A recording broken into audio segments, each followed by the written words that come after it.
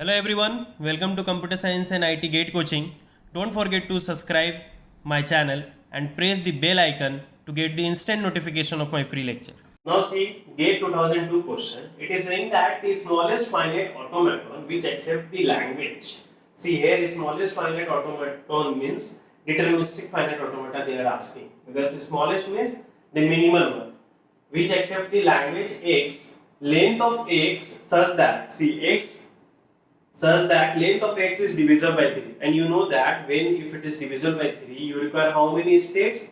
3. If it is divisible by 5 states, so it is 3 states you require. So in minimal DFA how many states you require? 3, because one state will indicate remainder, another state will indicate remainder 1, other state will indicate that remainder 2, because when you divide anything by 3 you are going to get 3 remainders, 1 0 1 2.